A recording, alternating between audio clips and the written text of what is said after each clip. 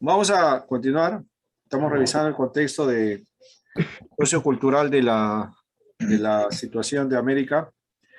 En este caso ya vimos América del Norte, América Latina, dos contextos diferentes, dos escenarios distintos, y cómo a través de las agencias misioneras empezó a llegar la educación cristiana a América del Sur, ¿no?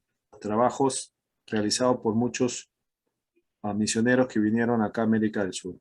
Uno de los misioneros que hizo un trabajo bastante destacado y que lo mencionó hace un momento el compañero, que es incluso a Martín aquí lo convocó para que haga un trabajo educativo, es Diego Thompson, ¿no?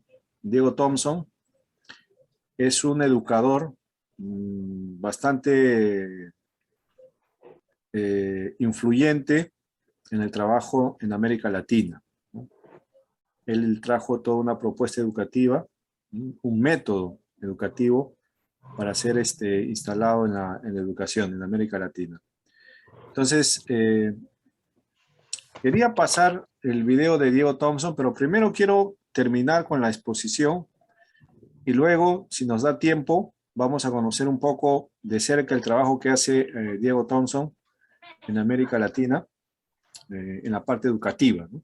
Es un representante importante que estudiar, que conocer, ¿no? Cuál es su propuesta educativa y cómo influyó en la educación en América Latina, ¿no? Misionero inglés, ¿no? Que vino a hacer ese trabajo y se viajó por diferentes países en América Latina, ¿no? Influyendo a través de la educación. Entonces es un pastor, educador, ¿eh? O sea, no solamente fue pastor relacionado al ámbito teológico, sino también educativo, ¿no? Aportó mucho en la educación. Muchos colegios llevan ese nombre, Diego Tom, pastor. Sí, y hay un instituto acá en Lima también que se llama Diego Thompson, ¿no? Que bueno, ya creo que se ha desactivado, pero fue bastante conocido ese instituto en los años anteriores, ¿no? Bien, voy a terminar y luego conversamos un poco más de este educador que influyó mucho en América Latina, ¿ya? Voy a acabar con la presentación del contexto. A ver, compartir, ¿dónde estamos acá? Ya está. Bien. Entonces, estábamos analizando el contexto de América Latina con América del Norte. América Latina golpeada por la influencia del catolicismo romano, que no contribuyó, ¿sí? En la parte educativa, no contribuyó a una formación de una nación, desarrollo de una sociedad. Al contrario, lo perjudicó, ¿no?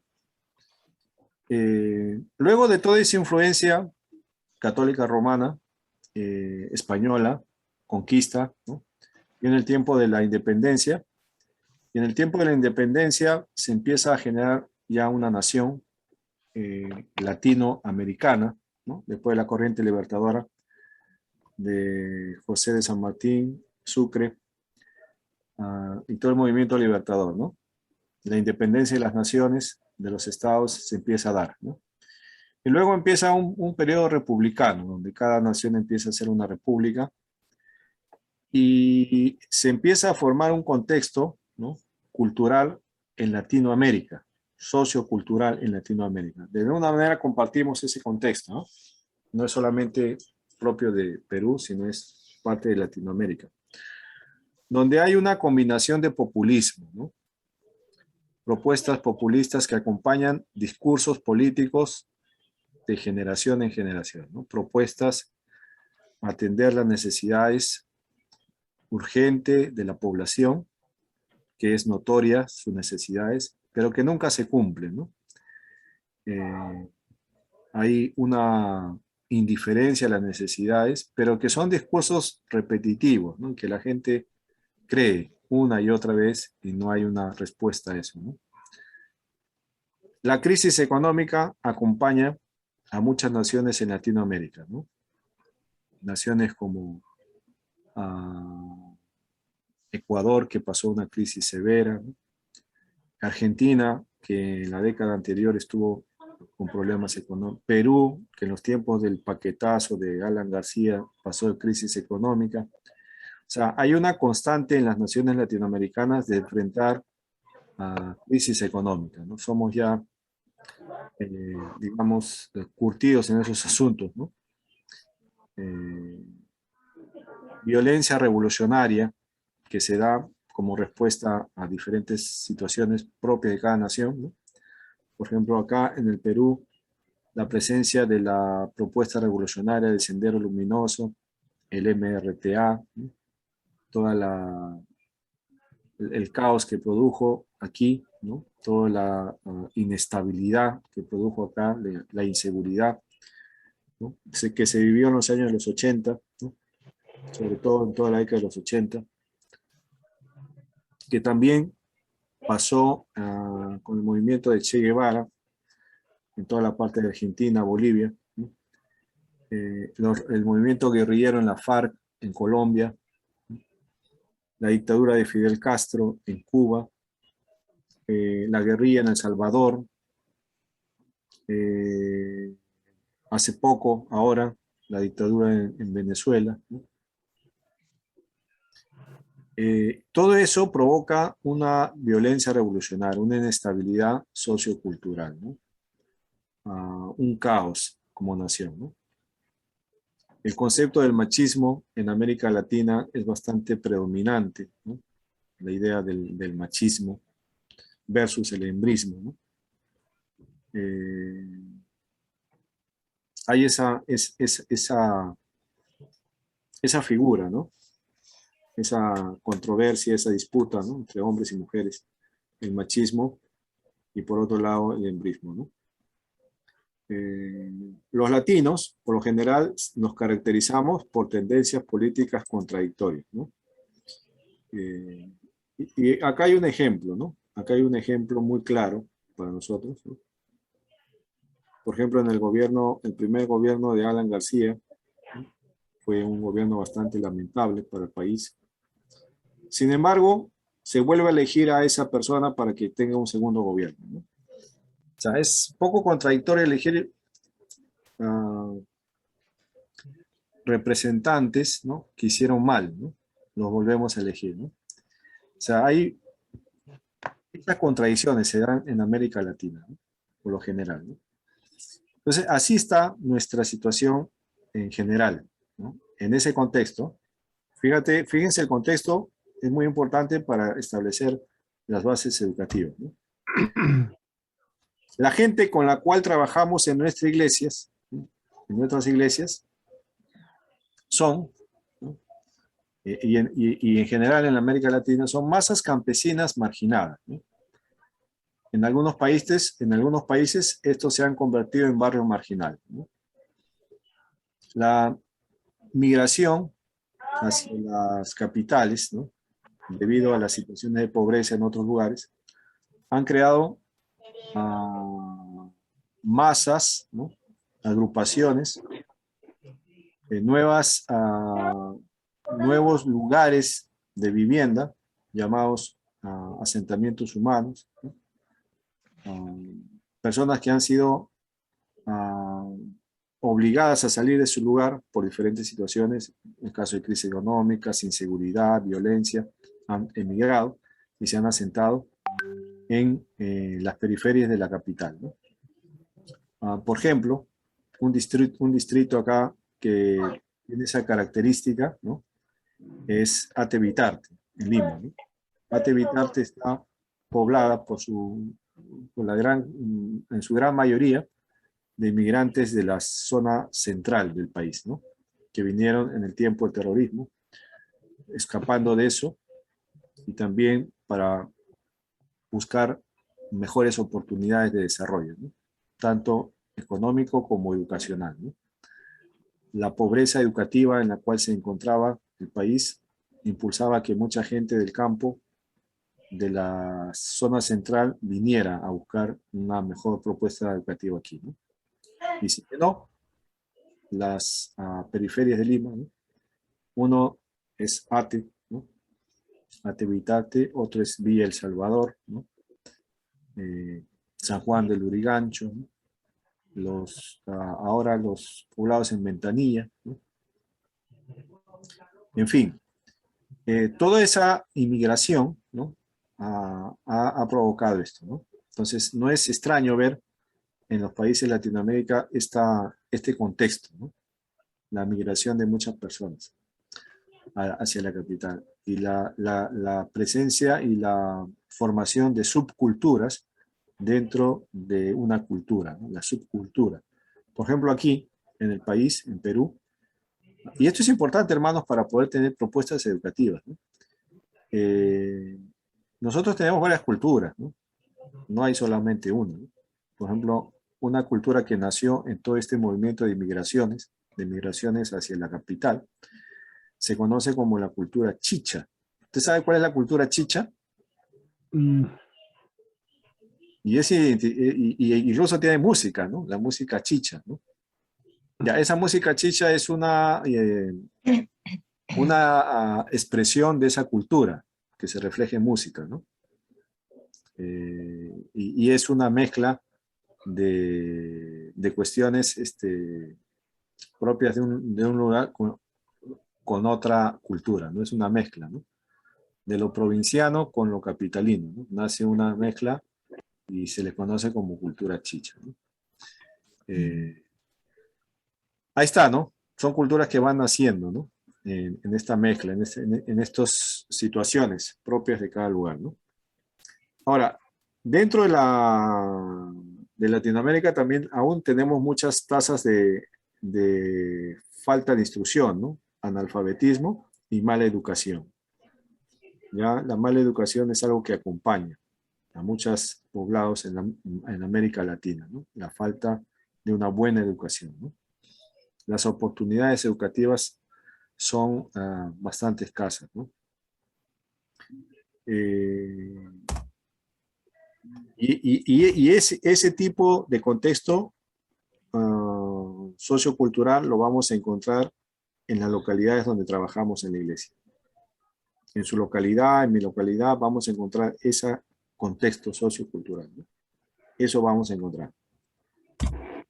La gente que encontramos también y trabajamos en nuestra iglesia, ¿no? Está afectada por distintas cosas, ¿no? Hay enfermedades, hay desnutrición, la diversidad demográfica, o sea, es una iglesia donde podemos encontrar de diferentes regiones, diferentes lugares de donde vienen, ¿no? Entonces podemos estar en un lugar donde hay personas que vienen de la costa, de la sierra, de la selva, ¿no? Y de diferentes lugares propiamente, ¿no? Entonces hay una diversidad demográfica dentro de la iglesia, ¿no? Hay una inestabilidad económica, ¿no? No hay seguridad económica tampoco en las personas, ¿no? Entonces, toda esta figura acompaña el contexto sociocultural en Latinoamérica y específicamente también en la iglesia, ¿no? Donde uno se pueda desarrollar, ¿no? Entonces, frente a estas situaciones, el contexto religioso también marca una pauta, ¿no? ¿Qué vamos a encontrar dentro de nuestro contexto religioso cultural en Latinoamérica, ¿no? Que hay muchas tradiciones católicas aún, ¿no? Sean estas supersticiones o idolatrías, forman parte de la cultura latina, ¿no? Definitivamente esto ha marcado mucho el contexto, ¿no? Religioso cultural, ¿no? Las procesiones, los peregrinajes, las fiestas patronales y los santos acompañan el contexto religioso cultural en América Latina, ¿no? Por ejemplo, tenemos ahí la figura de una práctica religiosa acá en Lima, ¿no? Propiamente en Lima, que es la procesión del Señor de los Milagros, que se celebra ahora en octubre, ¿no? Y que acompaña el contexto religioso de esta ciudad, ¿no? Y que se ha extendido también en otras partes del Perú, ¿no? Por ejemplo, en México hay una devoción bastante fuerte a la Virgen de Guadalupe, ¿no? Que es la imagen que está allá, ¿no? Entonces, la presencia religiosa, cultural en América Latina es fuerte, ¿no? La influencia de esto, sembrado en el catolicismo que ya vimos, ha marcado, ¿no?, un poco la cultura religiosa, ¿no?, el contexto religioso en el que vivimos, ¿no? Entonces, para empezar un trabajo educativo, tenemos que considerar esto, ¿no? Por ejemplo, un aspecto bastante fuerte con el cual tenemos que luchar en América Latina, en Perú, ¿no?, en el trabajo que nosotros hacemos, es la figura de la Virgen, ¿no? De la Virgen como un patrono, como una patrona, como una figura emblemática del catolicismo, ¿no? La Virgen, ¿no? ¿Por qué cree que en América Latina tiene más fuerza esto que en Europa, ¿no? En Europa también hay catolicismo, también, ¿no? Pero no tiene tanta fuerza la representación de María como acá, en Latinoamérica, ¿no? Es por el contexto latino. El contexto latino tiene un contexto más de pegado, de corte familiar, ¿no? El latino es más pegado a la mamá, por el sistema del machismo, ¿no? El latino es más pegado a la parte materna. El latino está, digamos, el hombre latino es más cerca a la mamá, ¿no? La mamá es el ícono representativo, ¿no?, en la familia latina, ¿no? Hay esa figura materna que predomina más en el mundo latino, ¿no? Entonces, el padre no tanto, ¿no? La figura materna es más representativa. Entonces, cuando uno ve a la Virgen María, ¿no?, en un contexto religioso, también se crea ese nexo, ¿no?, de pegarse más a eso en el aspecto religioso, ¿no? Por eso es que la figura de María toma mayor protagonismo en el entorno religioso en América Latina, ¿no? Y tiene más seguidores, ¿no?, que en otros lugares. Pero también tiene que ver con la forma de cristianización o catequismo del católico. A ver, no le escucho bien. No ¿Me escucha se ahí? escucha bien. ¿Aló? Hay interferencia. Hola. Sí, hay un poquito de interferencia. ¿Quién está Señal tomando está la mal. palabra? No sé de dónde será. Creo que es José Gastelum. Josué. Sí, Ya. sí, pastor. Sino que creo Sí. que la señal está media mala. Ya. Ya, lo que le decía, pastor, es de que la forma de cristianización en el Perú por la Iglesia Católica estuvo basada en reemplazar a los dioses paganos por un santo o una virgen cristiana. Entonces eso está en las crónicas de Huayna Poma de Yala, que justamente genera una concentración mucho mayor realmente es una permanencia de la adoración de los dioses paganos a través del nombre cristiano. Por ejemplo, es parte de las comunidades africanas o afroamericanas en el Perú. Realmente tienen una asistencia de ellos a través de su religión y todo lo que hacían era seguir adorando a sus dioses, pero con nombres cristianos, como por ejemplo, no sé si ustedes han escuchado la canción de Celia Cruz de Shango, ¿no? Que viva Shango. Shango es un dios de la tribu Yoruba y Celia Cruz era su sacerdotisa. Y entonces, pero también estaba Santa Bárbara y todo. Y uno ve que realmente hay una correspondencia entre sus dioses paganos y los nombres cristianos de sus dioses, ¿no? Pero ellos seguían adorando a sus dioses. Lo mismo sucede también con los incas, bueno, los incas ya no, pero sí con la religión inca, especialmente en Cusco, que seguían adorando a... No se entiende mucho, está muy entrecortado. Sí. José, ponte a algún lugar de repente que no haya mucha interferencia porque está como interrumpido. No, es la señal, pastor. La señal, ¿no? Y también a usted le escucho también intercortado. Bueno. Sí, pero no Sí. se te entiende. Gracias, Josué. Sí, Josué lo que está comentando es que la influencia católica romana en la formación del cristianismo aquí fue cambiar de nombres nomás a los ídolos propios de cada cultura, ¿no? De cada lugar donde entraban, ¿no? A las divinidades propias del lugar le cambiaban la fachada y le ponían un icono cristiano, ¿no? Pero en el fondo el indígena seguía pensando en su ídolo, digamos, que tenían antes, ¿no? Esa es la idea, ¿no? Sí, esa es parte de cómo se fue cristianizando América Latina, ¿no? Gracias, José. Muy bien observado, ¿no? Pastor, Sí, pastor, también una de las tradiciones católicas, ¿no? En nuestra actualidad, mayormente también son herencias españolas, ¿no, pastor? Que sí, ellos han venido a cristianizar, ¿no? Desde los incas, ¿no? ajá, sí, son muchas prácticas católicas, efectivamente, ¿no? Por ejemplo, la santería, ¿no? ¿Cómo nace la santería, ¿no? Los santos, los patronos, ¿no? Las fiestas patronales, ¿cómo nacen, ¿no?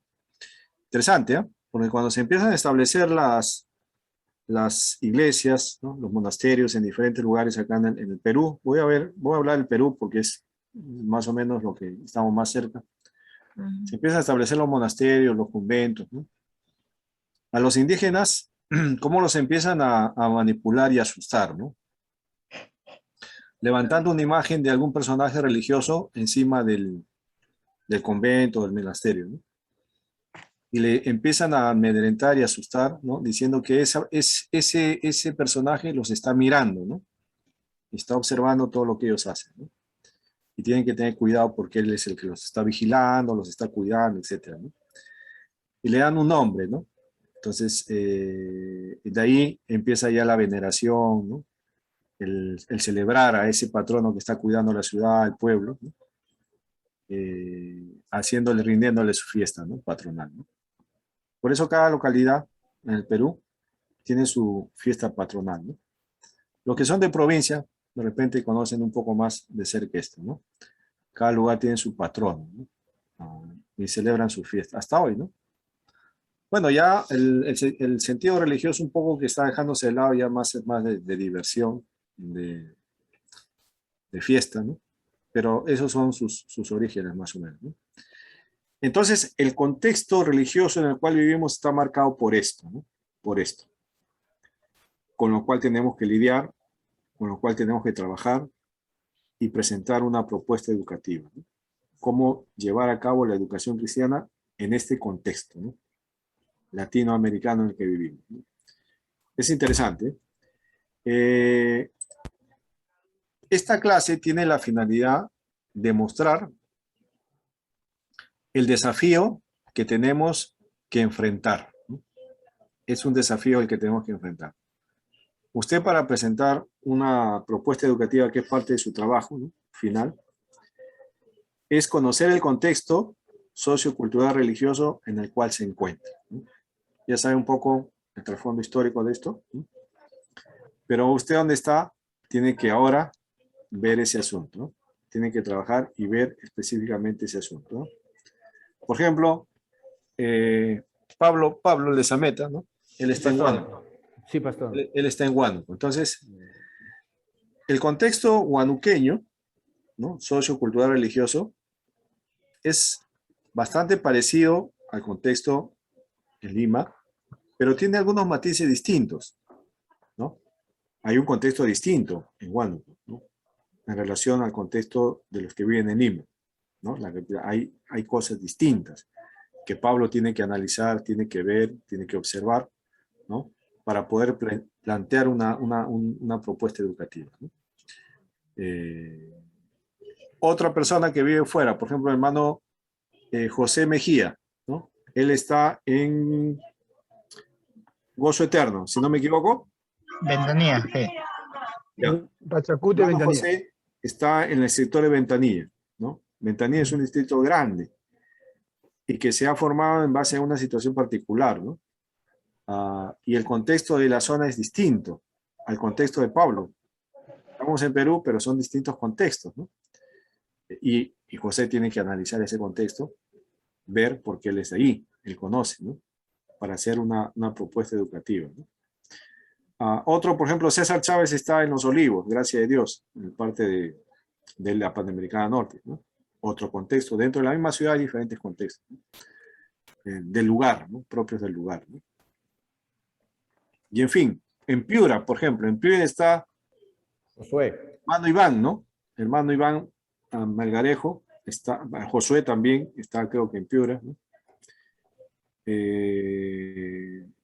Leila también creo que es de allá, ¿no? Sí, pastor. Son de Piura, hay otro contexto diferente, ¿no? Exacto. En Dubái, pastor. Max está en Trujillo, ¿no? En el norte, norteño, ¿no? En Dubái, Dubái. ¿En dónde? En Dubái, pastor. Ah, en Dubái, tú estás en Dubái, ¿no? Está bien. Pronto vas a ir, te vamos a exiliar allá. En Dubái, entonces es otro contexto, ¿no?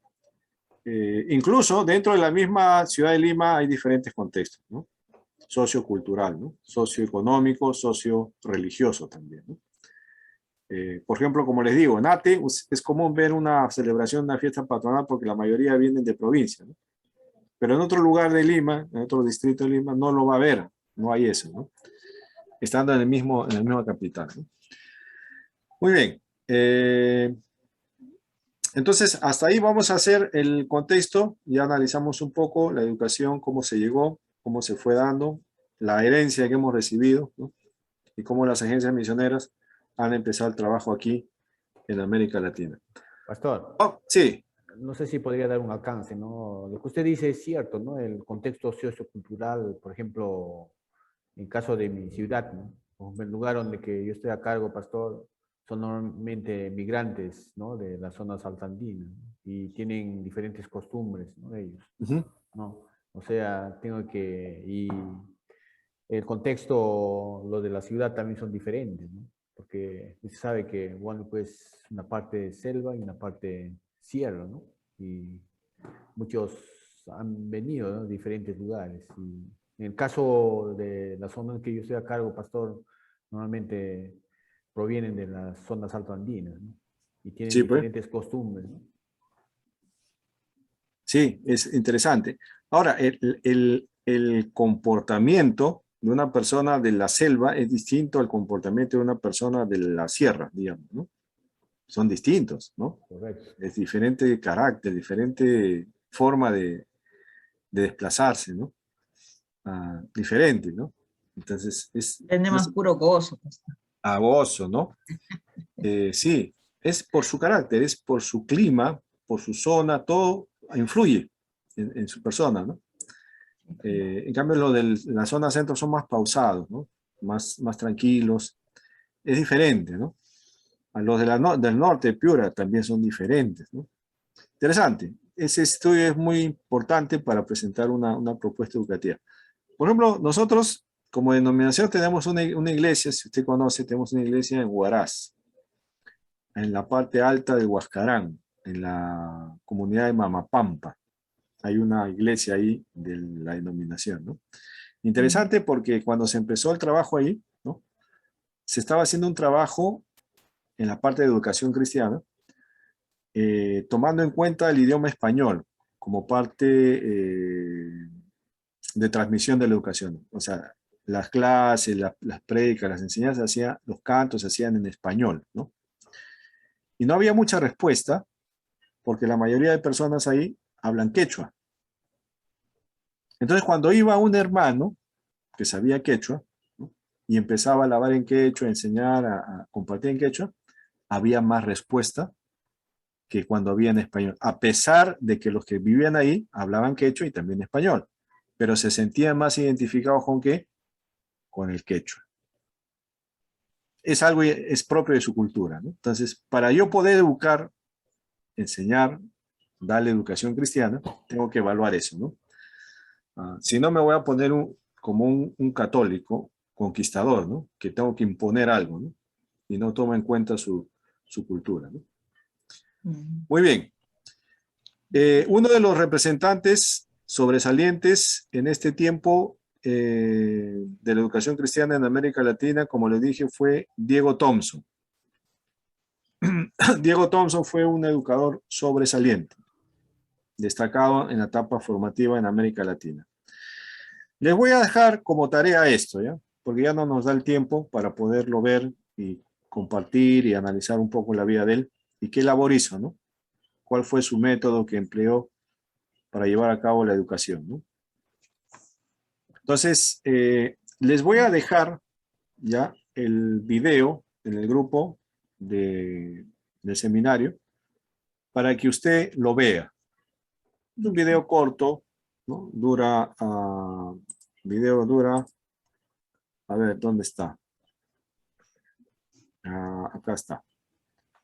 La duración es de casi 14 minutos, ¿no? 14 minutos, 15 minutos, y usted puede ver, apunte los datos, ¿no? Sobresalientes de él, y sobre todo sus aportes a la educación, los métodos que él propuso, los métodos que usó en la parte educativa, ¿no? Y de qué manera influyó en América Latina con eso, ¿no? De qué manera hizo su trabajo educador, ¿no? ¿Y qué podemos rescatar hasta hoy de eso, ¿no? Entonces, esa va a ser su tarea de investigación, digamos, ¿no? De la vida de Diego Thompson, ¿ya? Es un personaje representativo. La próxima semana, ¿no? Yo pregunto, le digo, por ejemplo, a ver, Leoncio, cuéntanos un poco de Diego Thompson, cuál fue su propuesta educativa, el método que usó. Y ya Leoncio nos va a comentar, le pregunto a hermano José, a César, y así vamos comentando, ¿ya? Y luego, la próxima semana vamos a hacer un poco el trabajo de la parte de la psicología, ¿no? Educativa, ¿no? ¿Juega algún papel importante la psicología en la educación o no, ¿no? Es importante conocer esos aspectos, ¿no? Vamos a ver un poco cómo comprender la psicología educacional de cada participante, ¿no? Para poderlo educar bien, ¿no?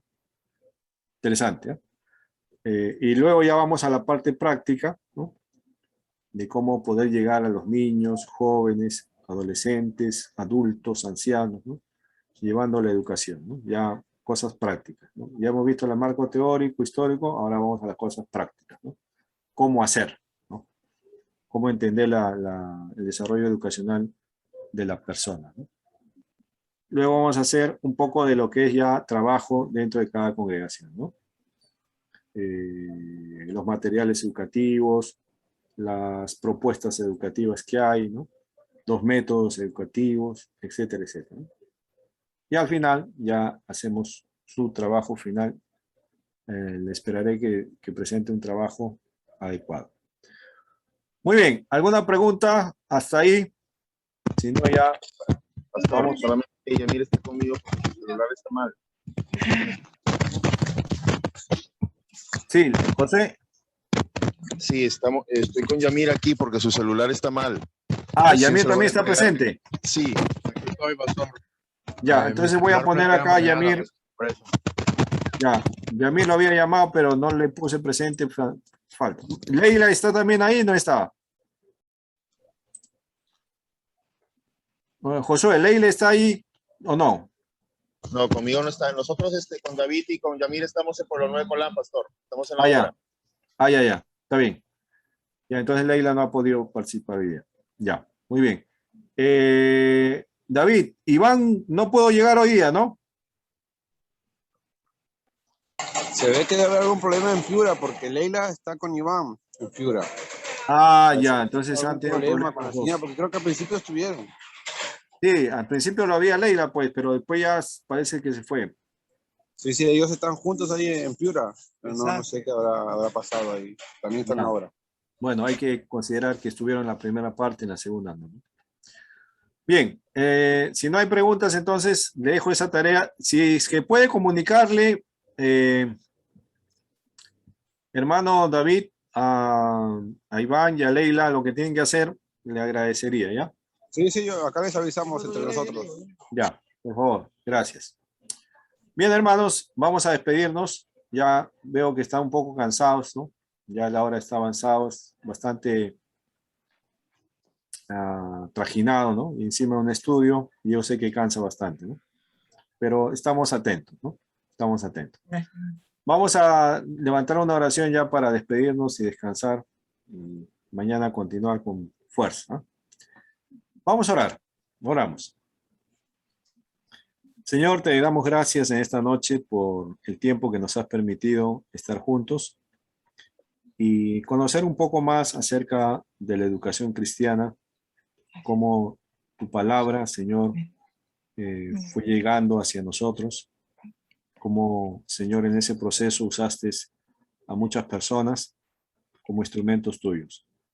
Que sea de edificación para nosotros y que sea de ejemplo también. Te agradecemos tu bendición en cada alumno. Ayúdalo a perseverar, a continuar con fidelidad, con compromiso, con dedicación. Y que esto, Señor, sirva para que seamos líderes como tú esperas, Señor. Danos descanso, recupera nuestras fuerzas para mañana y empezar otro día, Señor, con tu bendición. Así oramos, agradecidos en el nombre de Cristo. Amén. Amén. Dios les bendiga, hermanos. Que descansen. Nos vemos el próximo martes, ¿no? Nos vemos, pastor, el próximo martes.